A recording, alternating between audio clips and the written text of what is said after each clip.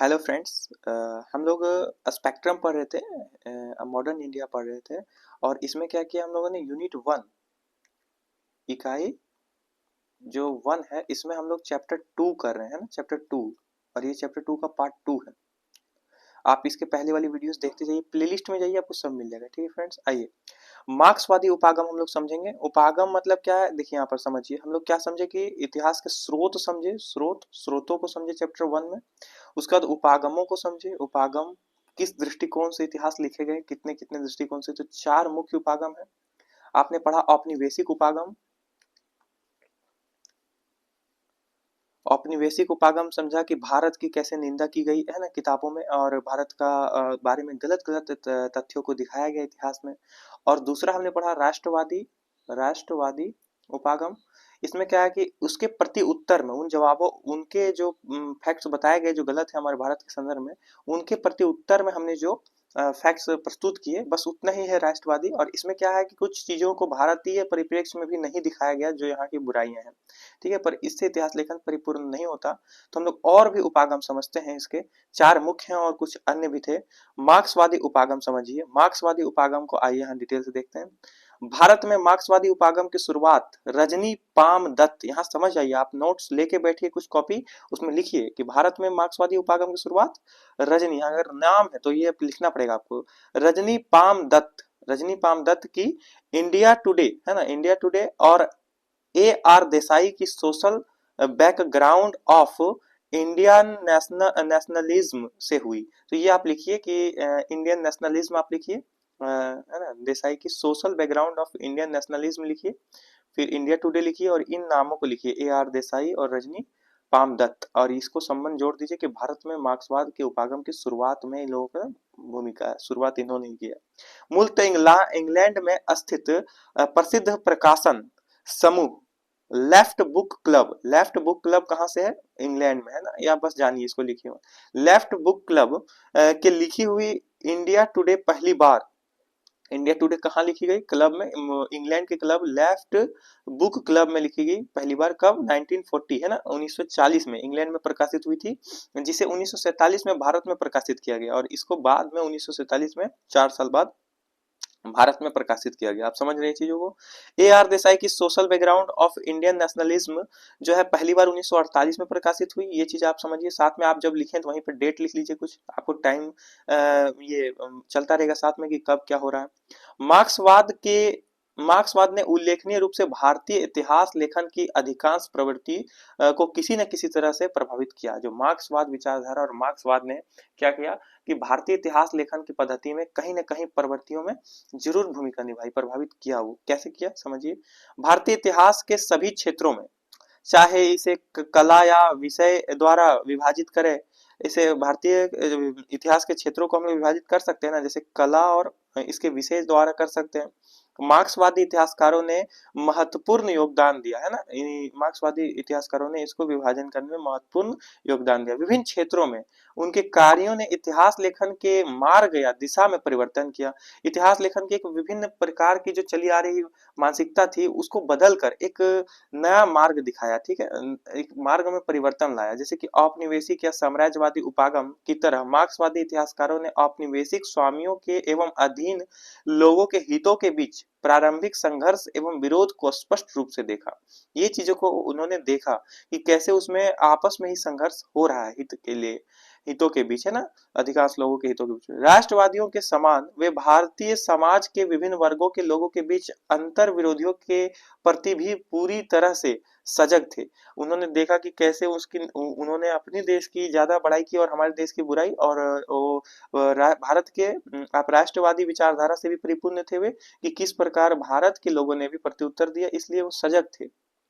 हालांकि उनमें से कुछ विशेष रूप से रजनी पाम दत्त प्रारंभिक साम्राज्यवादी विरोधी संघर्षों तथा द्वितीय अंतर विरोधी के उपचार को समन्वित करने में पूरी तरह असफल रहे।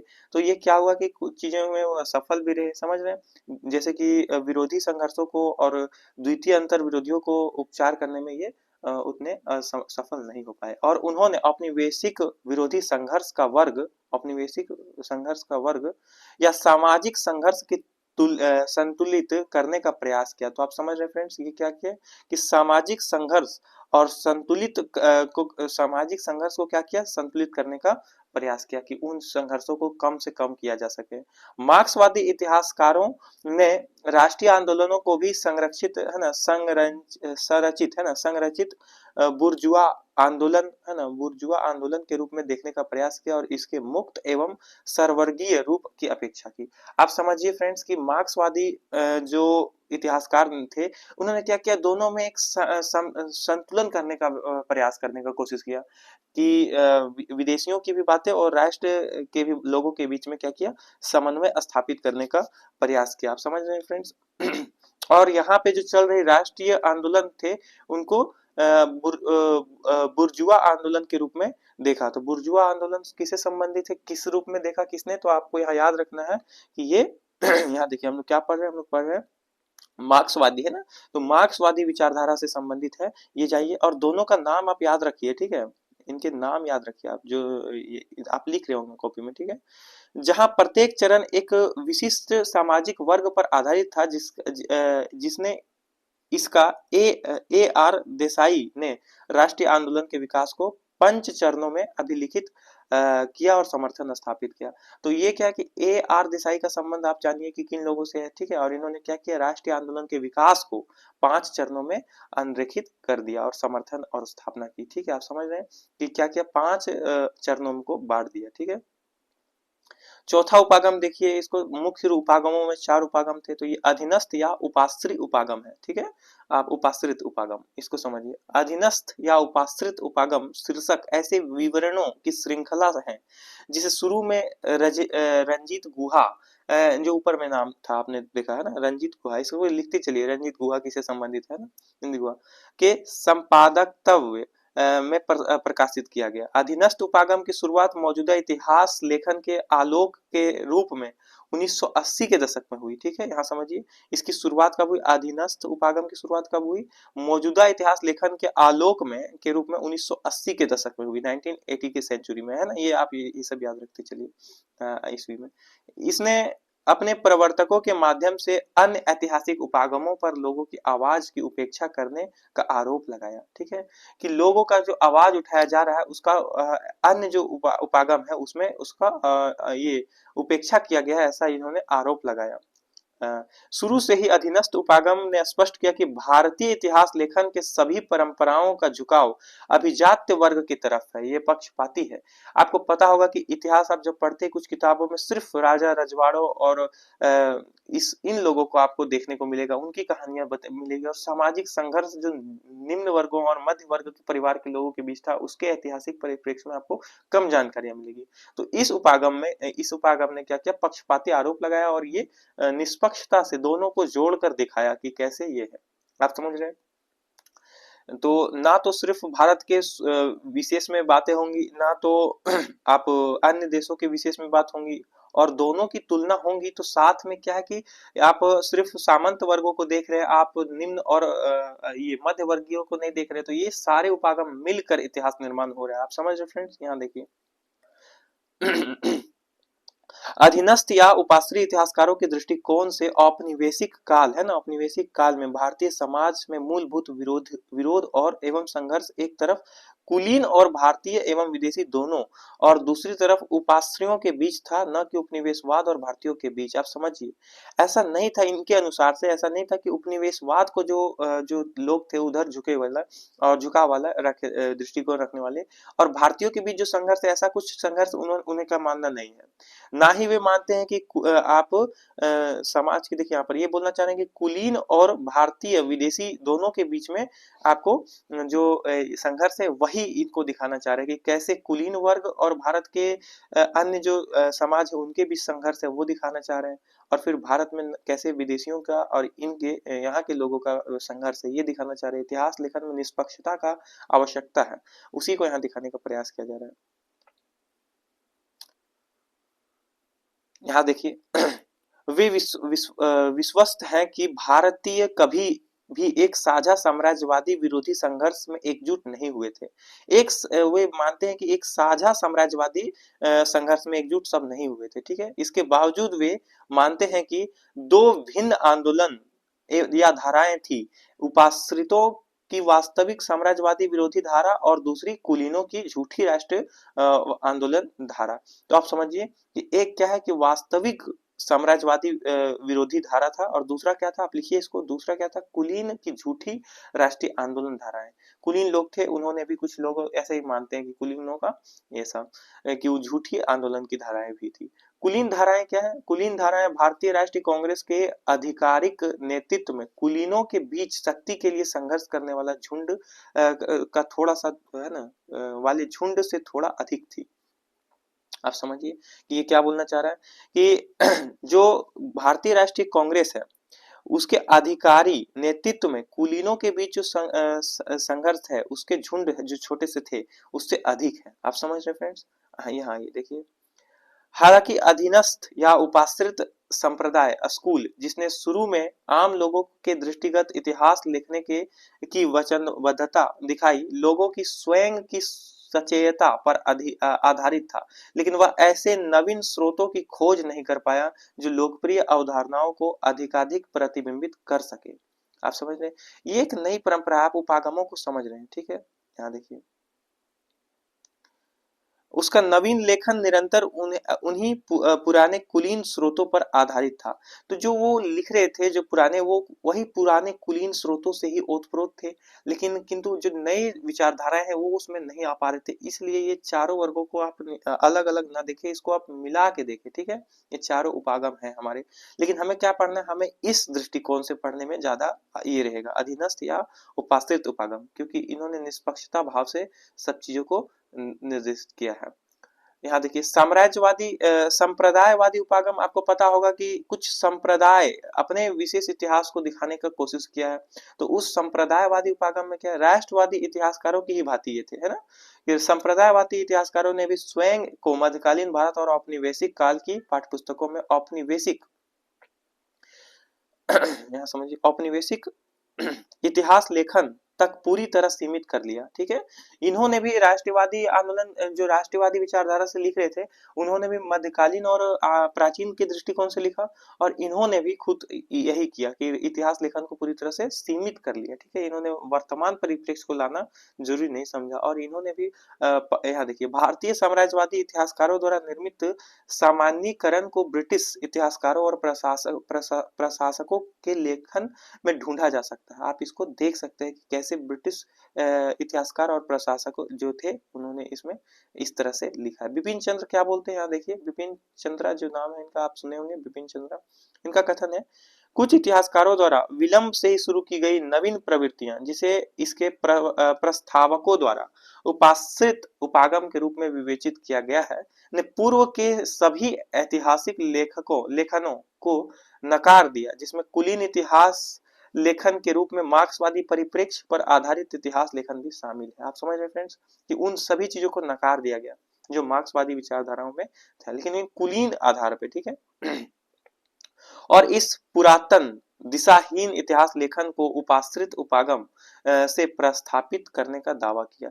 तो उपाश्रित जो उपागम है, इन्होंने ये दावा किया कि हम इसको अलग करेंगे, प्रस्थापित करेंगे। यहाँ समझिए, विपिन चंद्र का ये कथन है। यहाँ समझिए, आप समझ रहे हैं, ये सिर्फ कथन है, इसको आप लिखने की जरूरत नहीं। यहाँ देखिए, संप्रदायवादी स्कूल के मतानुसार भारत का मध्यकालीन इतिहास हिंदू मुस्लिम मतभेद एवं संघर्षों की एक लंबी कहानी थी।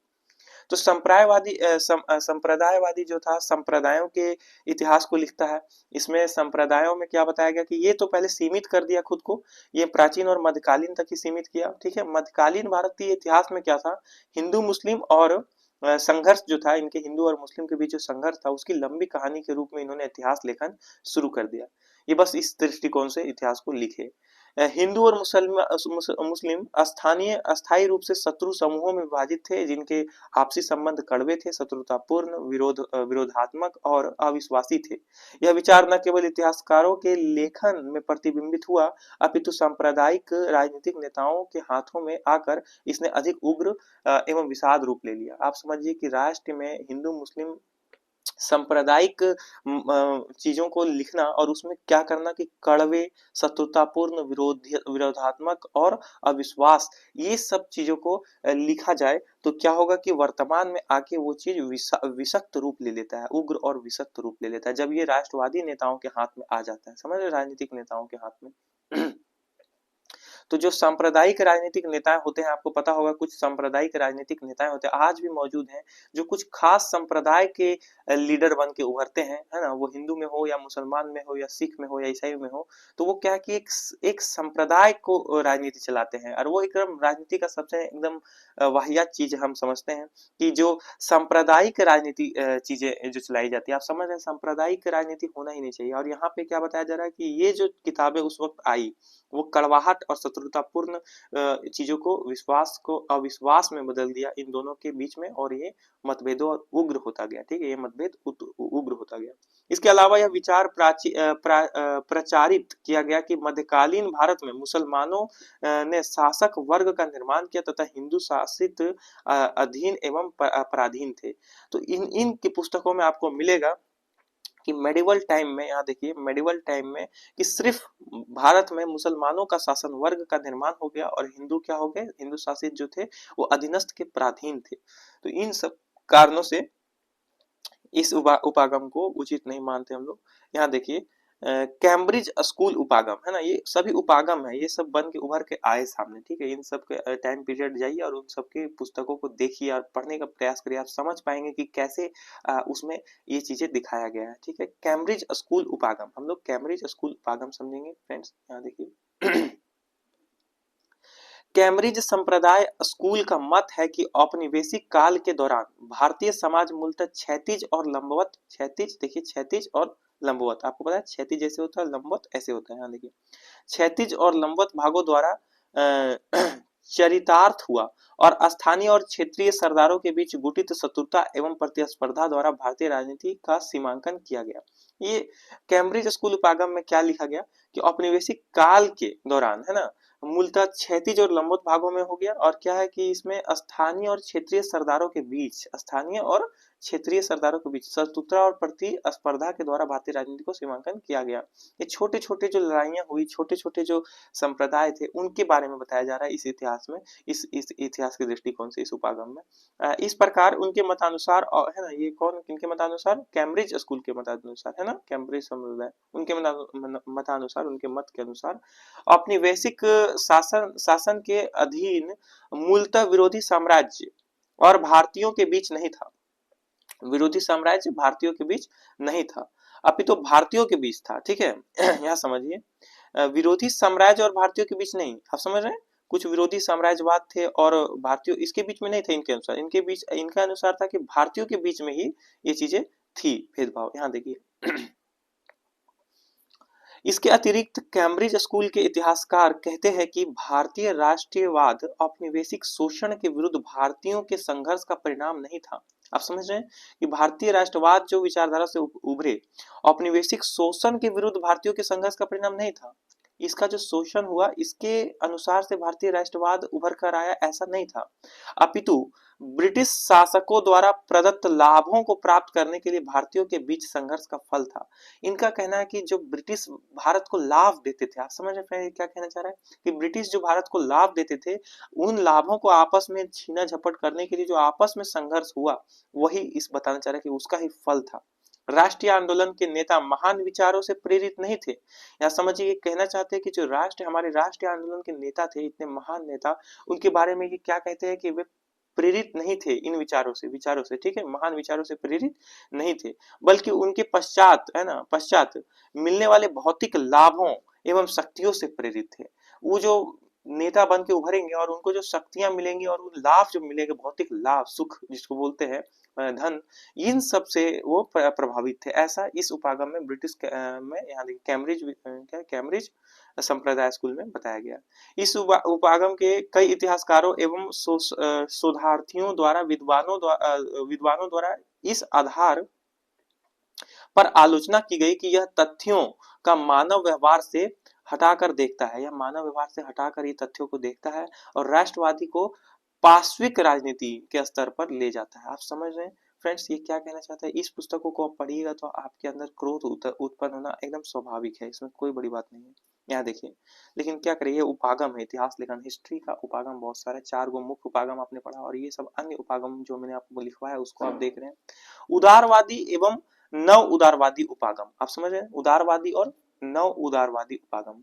ठीक है फ्रेंड्स, आइए देखिए एक मिनट फ्रेंड्स, यहाँ देखिए, साम्राज्यवाद या उपनिवेशवाद का पुनर्मूल्यांकन 1980 के दशक से प्रारंभ हुआ। ठीक है, इस जो साम्राज्यवाद और उपनिवेशवाद का जो पुनर्मूल्यांकन है, फिर से उनका मूल्यांकन किया गया। ऊपर में आपने साम्राज्यवाद और उपनिवेशवाद पढ़ा, इसमें क्या कि इसका पुनर्मूल्यांकन किया गया था ना, उदारवादी एवं नव उदारवादी उपागम। तो कब किया गया, 1980 के दशक में वो प्रारंभ हुआ, है ना। कैन एवं हैपकिंस, ये सब आप लिखिए, ये बहुत इंपॉर्टेंट है। Kane and Hopkins 1993, Patrick O'Brien 1988 तथा डेविस एंड हैटनबैक ये 1986 ने उपनिवेशवाद के चित्र देखिए चरित्र को लेकर मार्क्सवादी एवं वाम उदारवादी प्रभुत्व वर्गों के कुछ निष्ठापूर्ण विचारों एवं दृष्टिकोण का प्रश्न उठाना शुरू कर दिया। इन्होंने क्या किया कि उनका व्याख्या किया, और मार्क्सवादी एवं वाम उदारवादी के जो प्रबुद्ध वर्ग ने कुछ विचारों को प्रस्तुत किया था, उन विचारों पर अपना दृष्टिकोण से प्रश्न उठाना शुरू कर दिया। ठीक है, इस यहाँ देखिए, इस उपागम के प्रस्तावक तर्क देते हैं कि उपनिवेश, यहाँ जो इस उपागम के जो प्रस्तावक है, किस उपागम के हम लोग पढ़ रहे हैं, देखिए उदारवादी एवं नव उदारवादी जो नए उभर कर आ रहे हैं, उन चीजों को वापस से किया जा रहा है। तो उसके प्रस्तावक क्या तर्क देते हैं, तर्क देते हैं कि उपनिवेशों का आर्थिक शोषण पूरी तरह से अंग्रेजों के लिए फायदेमंद नहीं था। जो उपनिवेशों का आर्थिक जो शोषण हो रहा था हमारा भारत उपनिवेश होता है, आपको पता है, और उसका जो शोषण हो रहा था, ये पूरी तरह से फायदेमंद नहीं था। किसके लिए, ब्रिटिश के लिए, समझ रहे हैं जो। और बताइए कैसा है, फायदेमंद नहीं था, हमारे देश को पूरा लूट के ले गया और फायदेमंद नहीं था, ये हमें बताना चाह रहे हैं। देखिए इसके विचारधारा, ठीक है। उपनिवेश आपको निष्पक्ष होकर सब सुनना है, ऐसा नहीं कि आप राष्ट्रवादी भावनाओं से उत्प्रोत हैं और बाकी सब आप नहीं सुन रहे, आपको निष्पक्ष होकर सभी उपागमों को समझना है, बस ये आप समझिए। ठीक है, गुस्सा है तो भी आपको क्या करना है, समझना इन चीजों को। औपनिवेशिक क्षेत्रों में ब्रिटिश औद्योगिक वस्तुओं के लिए बाजारों की उपलब्धता और बाहरी देशों या बाजारों में पूंजी निवेश, भारत में रेलवे परिवहन की व्यवस्था करना ब्रिटिश में घरेलू निवेश को हतोत्साहित और नवीन औद्योगिक विकास को प्रभावित कर सकता था। यहाँ समझिए, यहाँ पे जो चीजें उन्होंने लाई, जैसे रेलवे परिवहन लाया, क्या रेलवे परिवहन भारत के लाभ के लिए लाया उन्होंने, एकदम नहीं। ठीक है, क्या ब्रिटिश है ना, यहाँ देखिए, क्या भारत में जो बाहर देशों के पूंजी निवेश हो रहे थे, क्या ये भारत के लाभ के लिए हो रहा था, बिल्कुल नहीं। ठीक है, ये बताना चाह रहा है कि इन सब चीजों से, है ना, ब्रिटिश में घरेलू निवेश को हतोत्साहित और नवीन औद्योगिक विकास को प्रभावित कर सकता था, ब्रिटिश के लोगों को प्रभावित हो सकता था। पर किंतु क्या क्या ये तर्क जरूरी है, यहाँ समझने का प्रयास करिए कि क्यों, मतलब ऐसा क्यों है कि हमें आपकी चीजों की सहायता है, आप रेलवे परिवहन लाइए हमारे यहाँ, आप यहाँ आइए ही मत, है कि नहीं। आप यहाँ पर रेलवे परिवहन ला रहे हैं और बाद में बताया जा रहा है कि हमने जो यहाँ पे निवेश किया, जो खर्च विदेशियों से लाया, उससे हमारे देश को हतोत्साहित और हमारे उद्योग को विकास का प्रभावित हो सकता था। ये ब्रिटिश का लॉस होने का बात चल रहा है कि ब्रिटिश लॉस में जा सकता था। ठीक है चलिए फ्रेंड्स, अगले वीडियो को लास्ट वीडियो में मैं कंप्लीट कर दूंगा, नारीवादी चैप्टर 2 कंप्लीट हो जाएगा। ठीक है फ्रेंड्स, चैप्टर 2, आइए फ्रेंड्स इसको देखिए, पार्ट 2 था ये।